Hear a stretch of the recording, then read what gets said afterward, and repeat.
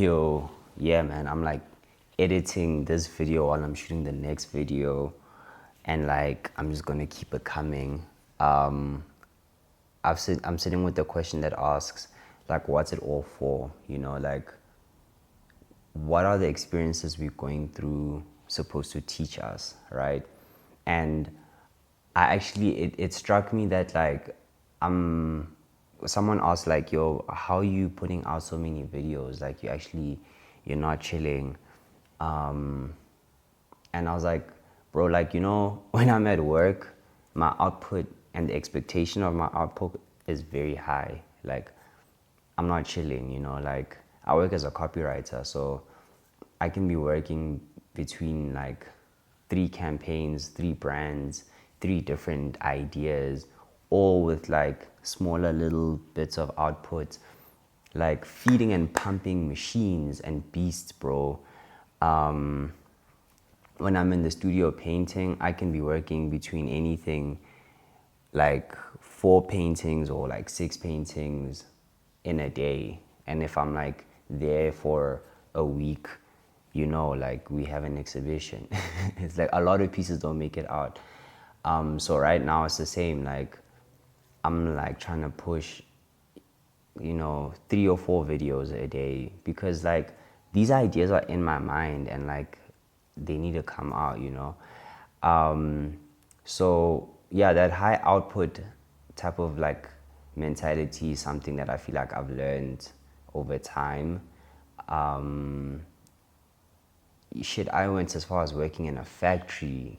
Yo, I was working in a factory. We were processing tons and tons of like metal, steel sheets, making components. And you just had to do it.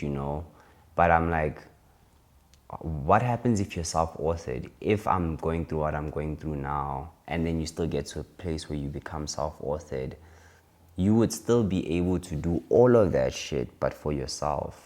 You know what I mean? And it's not to say that it's not going to be a stressful time or a stressful environment. It's just to say that like the same person who can do that output for the machine can do that same output for yourself. Like see yourself as the machine.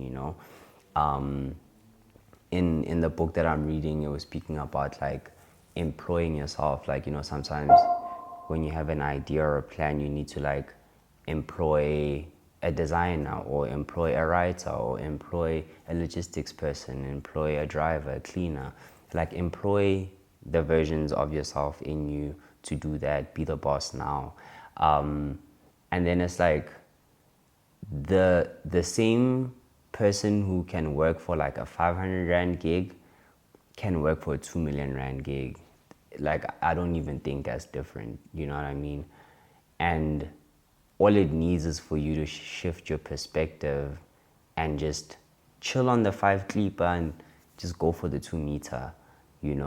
And it's that shift that I'm really like curious about now. And like in general, back to the output, as a creative, like when you tap in once, you can see the well, the well of knowledge. If you're calling it frequency, you can see that the frequency's got a lot of information. Once you tap in, it just comes out, it's gushing out. And I think that's also one of the things that I crave the most about kind of having a little bit more control over my environment, is that like I could then tap in and I could use this information for my desired output. Obviously, it's very important that your intentions are pure and that your desired output isn't like in vain or doesn't like jeopardize the next person. But having control over that kind of environment in your dreams and your endeavors, you kind of also, your spirit's at ease, which is something I really crave right now. So yeah, high volume, high outputs is really because I feel like I'm conditioned that way, man.